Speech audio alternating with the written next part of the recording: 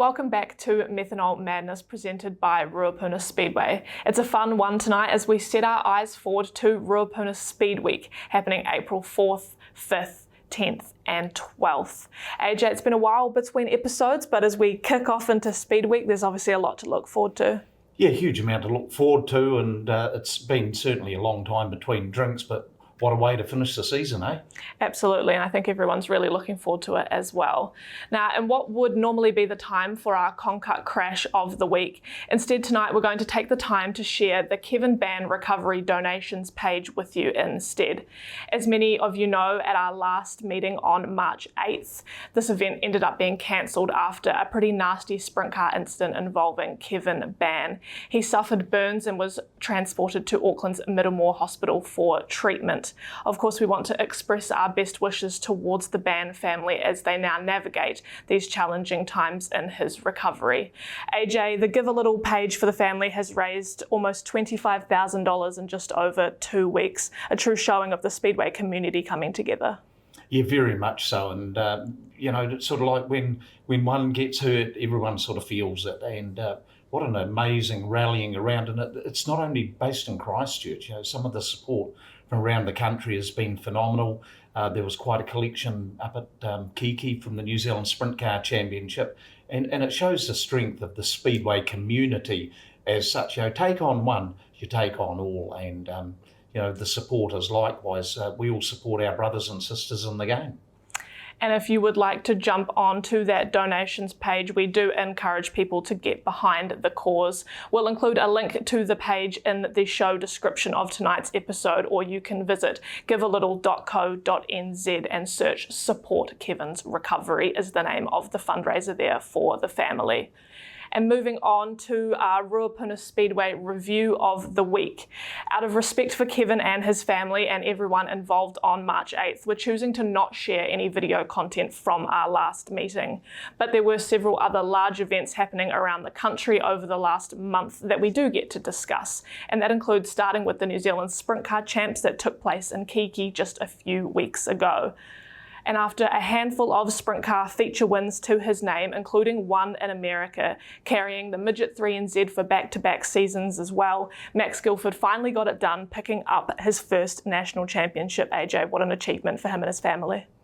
Yeah, I wasn't up there, but all the reports that I was getting was that Max was pretty much a dominant force all weekend long, and very early in the season I made a statement that a few people poo-pooed, but I did say that I would not have been surprised if the Daniel Anderson racing team actually swept the New Zealand Sprint Car Championship. They were pretty close to it.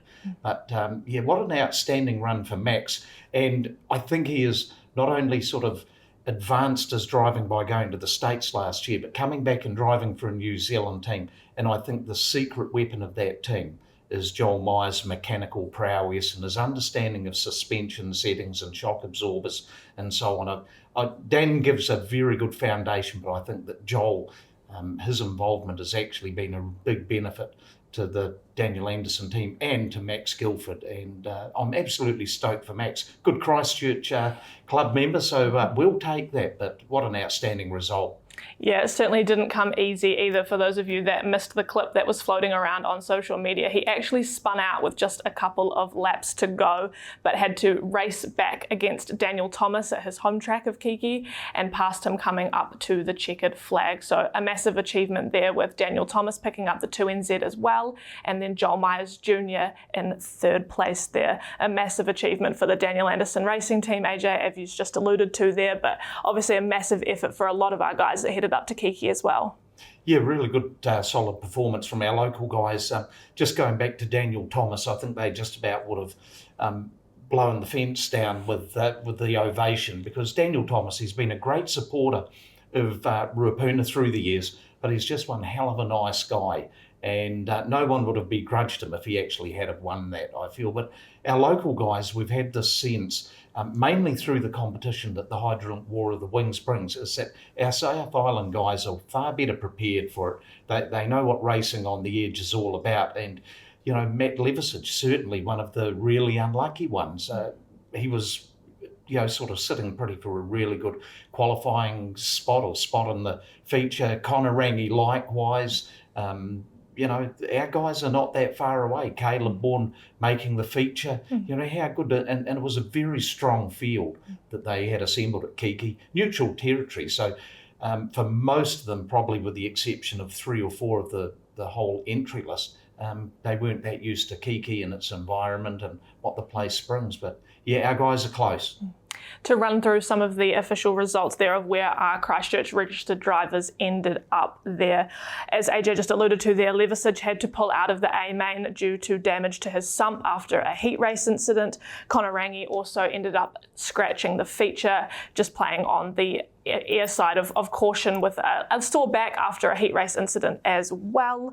We had Dylan Forsey DNF due to the car having an electrical fault. Jamie Duff finished in 14th place in the Jamie McDonald 71 car, and Caleb Bourne finished in 16th, as well as, of course, Max picking up the win and Joel in 3rd. But a massive effort for the Kiki Club to pull off that weekend as well, and having 7 of our guys travel up there was a huge effort by all of them as well.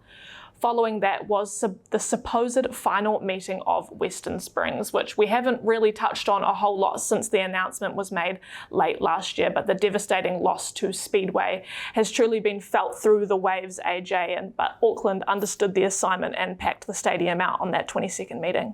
They sure did, and this whole story has got more twists and turns than a snake's intestinal system, hasn't it? And there is a thread to be held on to of hope, and so let's just put some weight behind that. But it is such an iconic venue, and I always sort of laugh. There are people that talk about, it's not this or it's not that or it's not something else, and the bigger picture is that Western Springs is one of the last true pre-war speedways in Australasia, and the ones that set that atmosphere.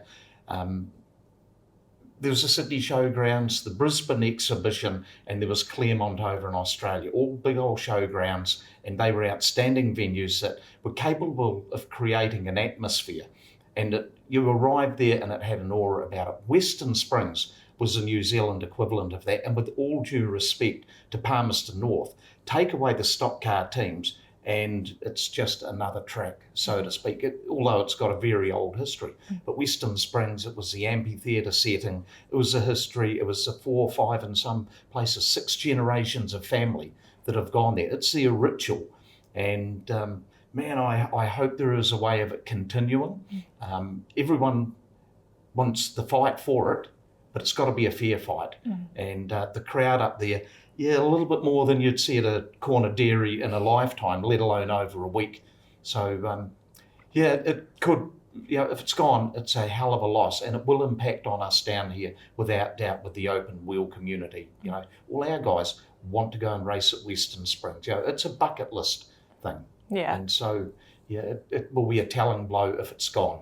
Absolutely, a whole lot of history there, and a lot of sad people on that 22nd of March there for what is supposedly the final meeting, but of course the fight remains strong for a lot of people, with a protest taking place that morning as well, and plenty more taking to Facebook with the Save Our Speedway page as well.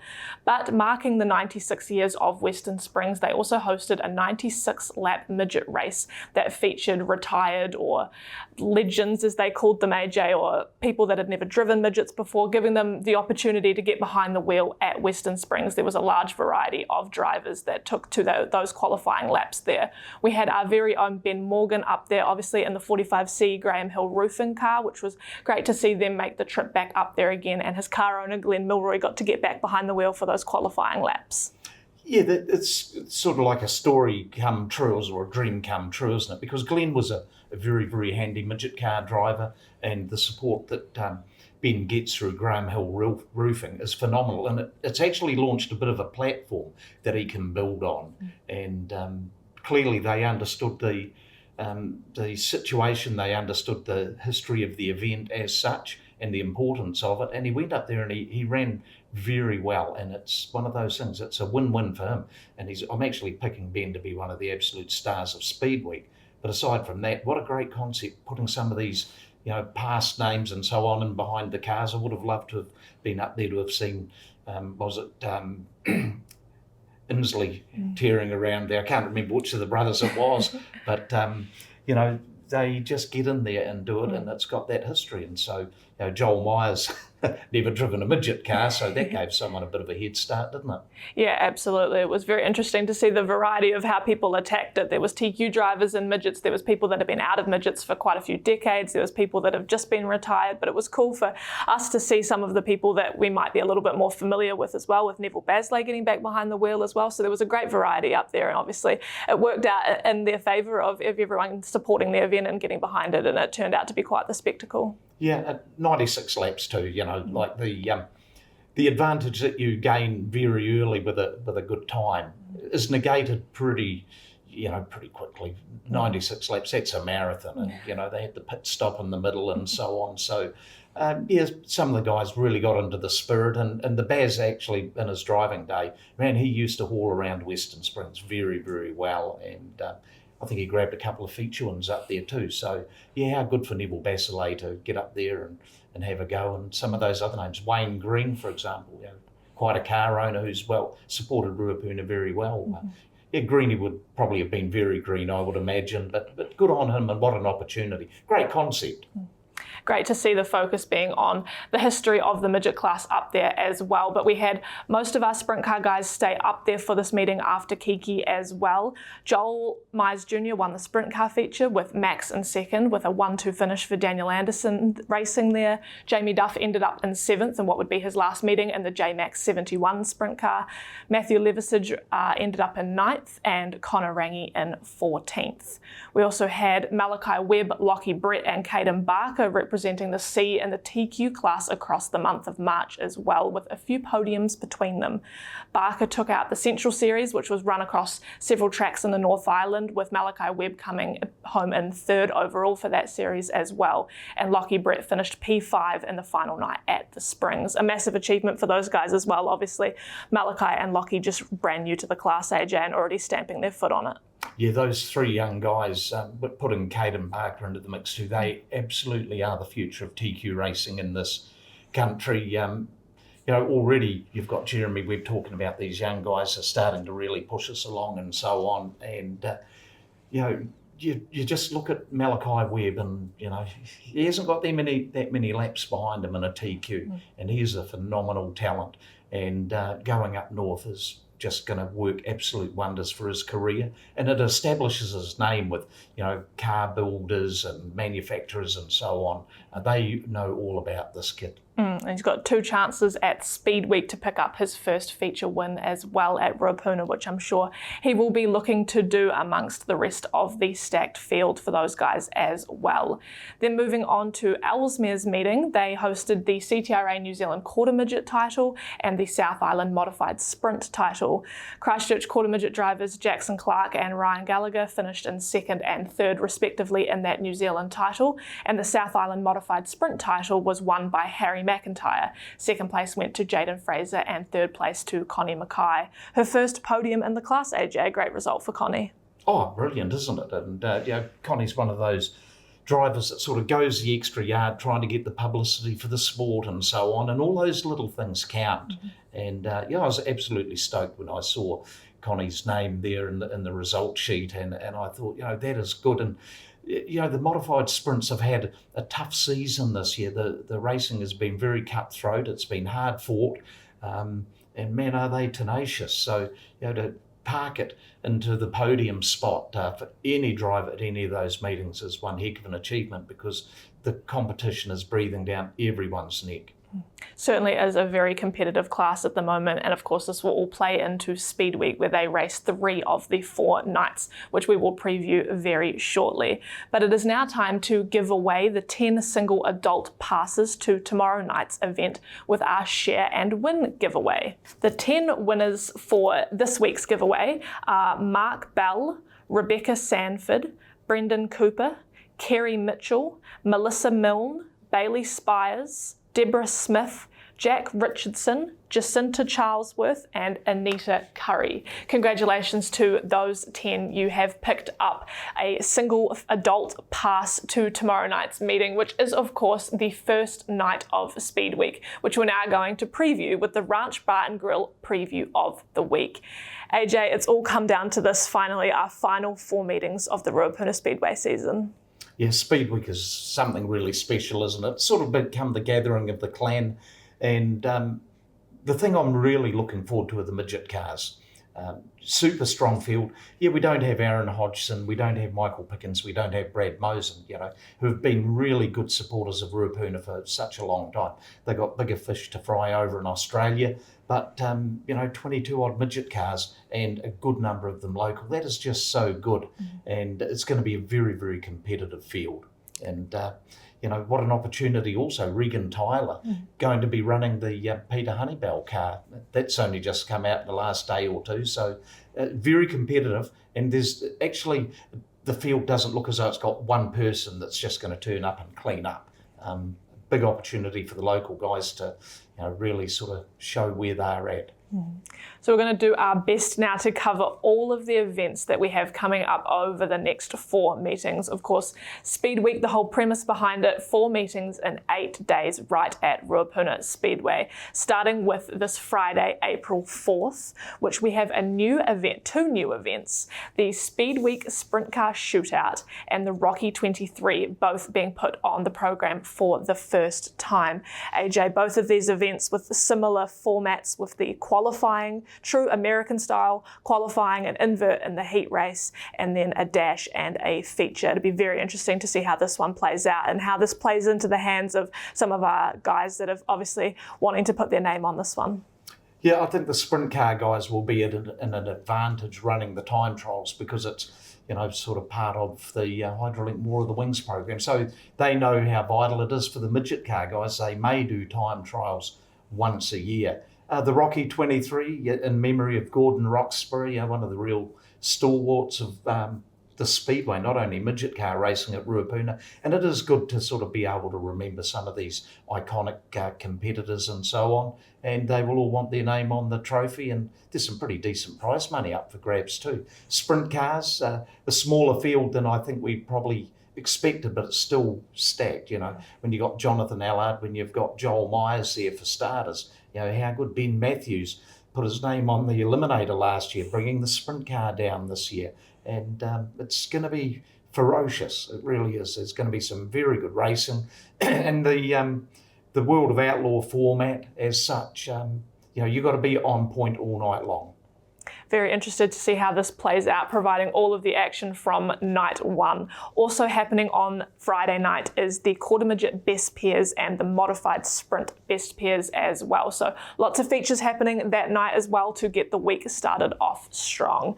And on Saturday night, we move to the famed Sprint Car Salute to Goodies, sponsored by Avon Insurance. AJ, this is one that a lot of sprint car guys across the country really want to put their name on. So interesting to see what happens this year. Obviously, last year's Speed Week, we had to combine it in the end with Joel Myers Jr. winning the feature that was combined with them both. But we're returning to the original format of the fastest qualifier off the back, and he'll pick who starts next to him. So interested to see how that plays out for the sprint cars. You can't say I'm a real fan of that format for sprint cars because of the lack of room. But there again, when you think about it, there's always that possibility that a guy can have a dud run and have to start a feature race off the back. So the back will be pretty strong. And, when it gets to the choosing of the drivers, all of a sudden some of these guys go west. And I remember Steve Duff Jr. a few years ago with one of them sort of physically hid himself pretty much from everyone else. Next thing he's off near the front. And all it will take is something like that. And the strength of the sprint car field is such that anyone gets their nose in fresh air, and they're going to be so hard to pull back in. But you're right, the Goodie is a very special event in memory of Noel Goodwin. Yeah, he was an Aucklander, but he did come down here and race a lot. And then he lived in Christchurch for a number of years. He was an absolute character. And it's one of those names that's revered in sprint car racing in New Zealand. So it's a special event. And, Ruapuna started it, and let's keep it going. Absolutely, and obviously a lot of people recognise the name now, and it's become quite well known in our program too, which is fantastic.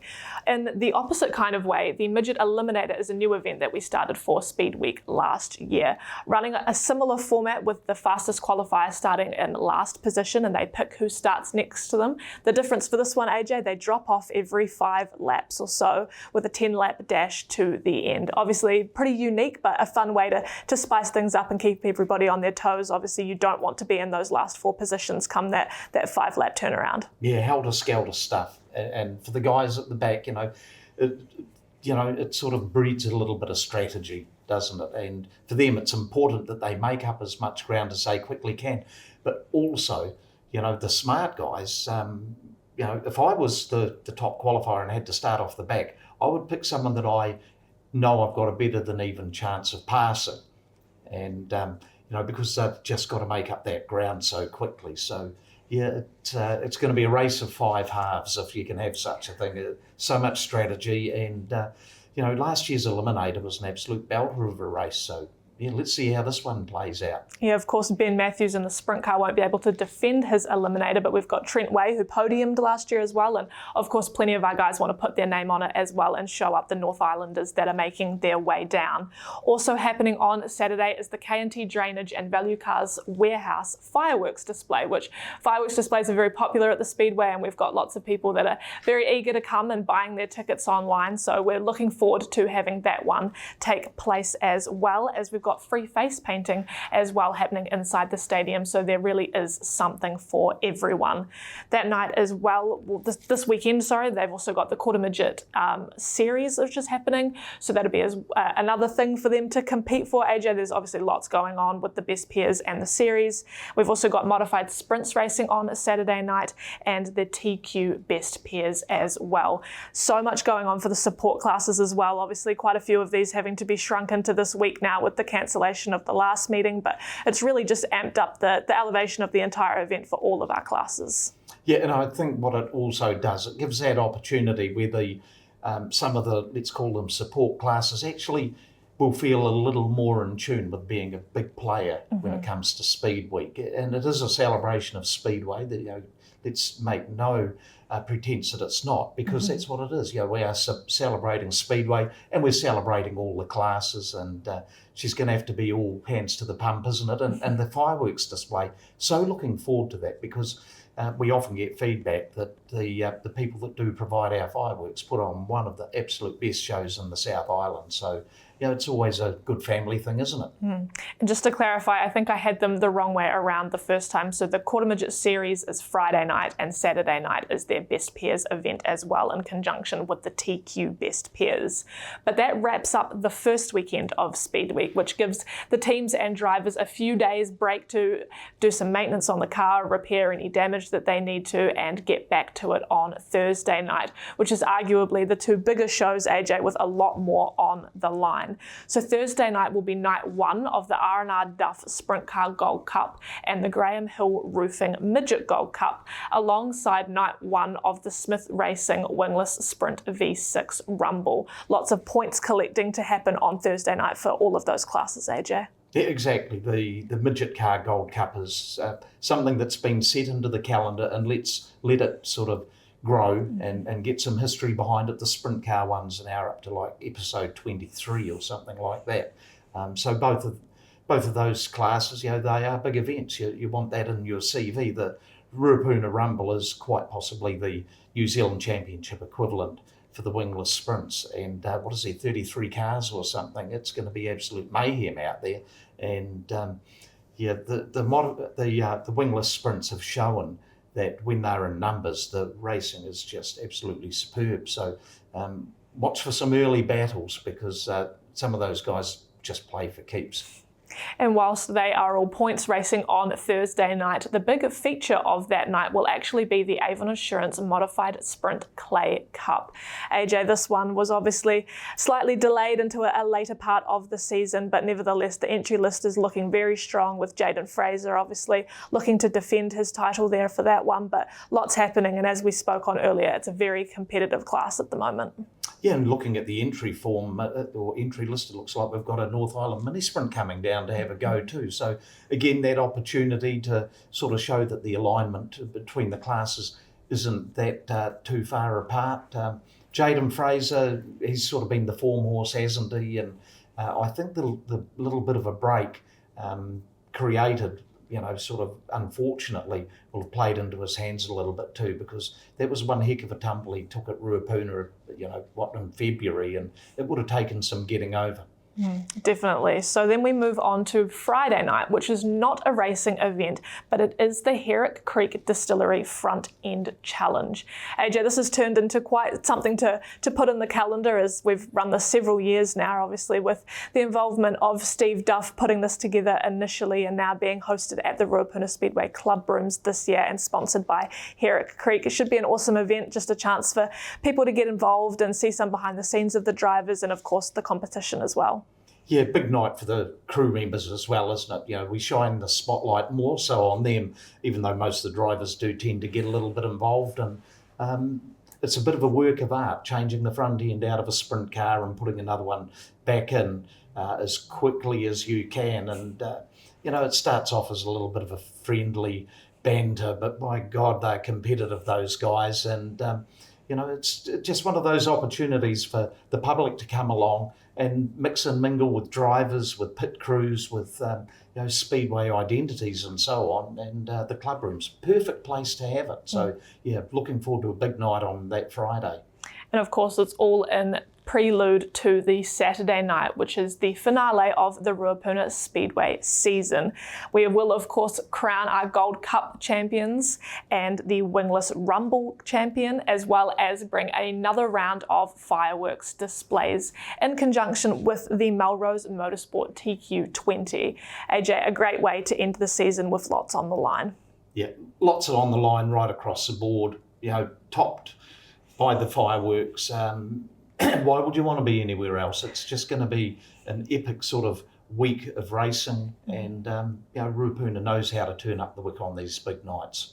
We absolutely do. We'll just run through the entry lists briefly to give a shout out to some of the names that we can expect and give some of our predictions for how these guys and girls are going to go over the next couple of meetings. AJ, a very strong field of quarter midgets as well. They race for most of the meetings over Speed Week as well, but obviously Jackson Clark looks to put it back in victory lane, but we know how strong Brodie Morris has been, but there's also the Nelson cars of Lake and Thompson who's going to be knocking on the door as well.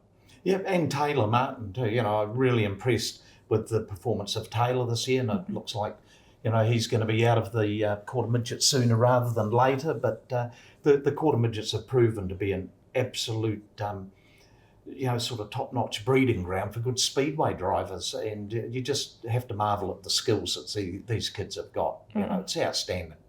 The TQs will compete on both Saturdays of Speed Week as well. We spoke about these youngsters that are certainly knocking on the top step there. Lockie Brett picked up a feature win at Ruapuna not too long ago, and Malachi Webb is knocking on the door of that as well. We've got Caden Barker coming back to join us for Speed Week as well, and we saw him based out of Christchurch up until that TQ title earlier this year as well. So it'd be great to have Caden back, and he's bringing with him Dylan Cook.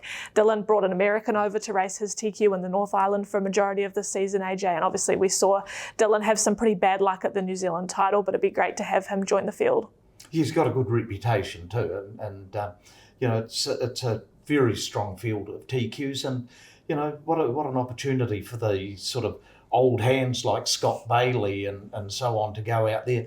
And another driver that has really impressed me this year has been Kimberly Yateman, who has just shown time and time again that given the opportunities, just being in the right place at the right time, boy, there's still plenty of bark left there, isn't there? The TQs have been super competitive all year long.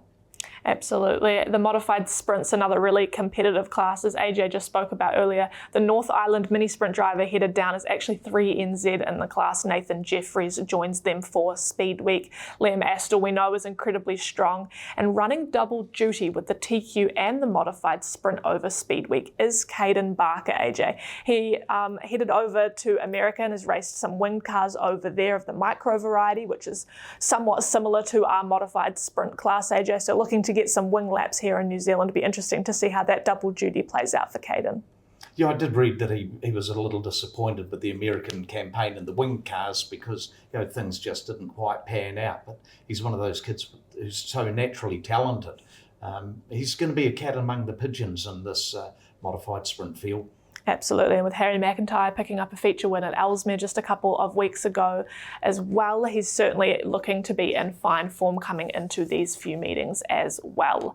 Now getting into our main attraction classes of the week. The midgets starting a very large field. I think the largest that we've seen this season, AJ, if I'm correct, but obviously racing all 4 nights has attracted drivers from all over the place. We've got Ella Kinsley returning to defend the Gold Cup. Of course, he picked up 2 feature wins last year. We've got Mitch Fabish racing the first weekend as well. Regan Tyler, as you spoke about, and the Honeybell midget. And of course, our local favourites, Ben Morgan, Jack Lowe, Jeremy Webb, all of those guys as well. So there's certainly very strong competition in this class. Yeah, let's throw Travis Buckley into the mix too, because Travis does run Ruapuna very well, and he's a first weekend driver only. But yeah, you look at the likes of Tom Lumsden and guys like that, they're a little bit starved of, the sort of North Island level of competition. Once they get in amongst it, they are right there. But this is a great opportunity for the midget car class locally to firmly put their flag in the sand and say, here we are, let us deliver. And so I certainly hope they do, because it's got all the hallmarks of being a 4 nights terrific midget car racing. And Trent Way attending all 4 nights as well. He was knocking on the door of Michael Pickens during that 96 lap midget race at Western Springs there, AJ. So there is lots to keep your eye on across this midget field. Yeah, and Luke McClymont too. I'm a big fan of Luke McClymont, and really looking forward to him sort of getting the elbows up in the midget car class. And he's just another one of these young names. And if there's one sort of repeating story with Speedway this year, it is the emergence of these young guys coming through. The established fellas know they've got some real competition. Most definitely. There'll be no shortage of action in the midget class over the next 4 meetings. Now, one of our biggest classes of the entire week is the wingless sprints as they compete for their rumble over the last 2 nights of Speed Week. A massive field, AJ, and lots of competition going on for those guys as well. We know how fast Kirk Hawkins and Kane Jemmett are, but you throw into the mix a bunch of these North Islanders that did really well at the last rumble last year. So really it could be anybody's. It could be anybody's, and one of the things about the wingless sprints, they perhaps unfortunately don't command the same amount of coverage up and down the country. And so these North Island guys arrive here, and they're an unknown quantity. We know how good some of our guys are, but these North Islanders are going to arrive here, and our guys are either going to absolutely shine, or they're going to find out that they're in for one hell of a battle. Most definitely really strong competition all throughout that one as well. We've got Steve Duff Jr. entered, as well as Montana Jameson as well. So nice to see those guys jump back into the grade for the weekend. Yeah, and so I think the way that you drive a wingless sprint suits Steve Duff Jr. They don't call him the gas man for no reason, and he has run them from time to time. So throw in a couple of spoilers like that, and it adds to the intrigue of the rumble event. Most definitely. Really want to see how that all plays out for a lot of those drivers. Of course, that first night being a points only night, they really need to build that up ahead of the feature on a Saturday night. And our last class we'll discuss is the sprint cars, AJ. When you've got guys like Jamie Larson, Jonathan Allard, Zachary Sokol, and of course Joel Myers Jr. all competing, the competition is fierce throughout this one too. Yeah, and Stephen Taylor, and the last few times that Stephen's been down here, and he's another guy that runs Ruapuna very, very well. And in the past, he's been driving for Landy Dawson from Nelson. This time he's bringing his own car down. And, New Zealand just doesn't see enough of Stephen Taylor in sprint cars. He's a raw talent. He's an absolute talent. And, if he sort of really gets the opportunities, he is going to be awfully hard to beat. Joel Myers obviously sort of goes in with an advantage, and no one would deny that, but also put Jamie Duff in there if they could get a good clean run in the 19 car. Connor Ranger, you got these South Island guys ready to wave the flag, and Jonathan Allard may be the guy that really, really dominates this big opportunity for JA to finish the season on a high and put the young Californian back a couple of spots, but there are others just waiting in the wings to do the same thing and very capable of doing it. And we know how dominant John Myers Jr. and the Daniel Anderson team have been at Ruapuna Speedway this season, but I'm going to make a prediction that I don't think we see the same winner twice in the sprint car class is my out there random prediction for the week. AJ, do you have anything that you think might cause an upset or anything that's, a storyline that might come out of Speed Week? Yeah, I do agree with you on that one. One guy that I think has shown real pace all year long and sort of had been tied up in a few incidents and so on, but has the absolute ability to do something is Matthew Levisage. And he'll want to finish the season on a high. We know how Matt operates. He'll be working on the marketing campaign for next year already. And so, you want to put on the log that the last event of the year you won it. And it's a smaller field, as I mentioned, but boy, there's some talent in there. I think we'll see a lot of different winners across the week, which is of course what it's all about. If we've got all of this competition and we've got lots of prize money on the line as well, and I know that the stakes are pretty high, and of course coming to the end of the season for a lot of these guys as well, it's not exactly the same as knowing you've got to go racing again in 2 weeks. You can really hang it all out on the line knowing that it's the last meetings and it's kind of a now or never moment. Yeah, no one wants to wreck their cars, but they've got a few months to rebuild them. Absolutely. That actually wraps up tonight's episode of Methanol Madness presented by Ruapuna Speedway as we preview Speed Week coming up. My thanks to AJ for joining me here as we gear up for all of the meetings coming up, which of course all start tomorrow night, Friday, April 4th. 4 meetings in 8 days, $75,000 in prize pools across all of the classes and across all of the meetings. We've got 2 nights of fireworks and we hope that you will join us. You can purchase your tickets online or at the gate, and if you can't be trackside, the live stream is available at rjptv.co.nz. And don't forget that the first night is completely free.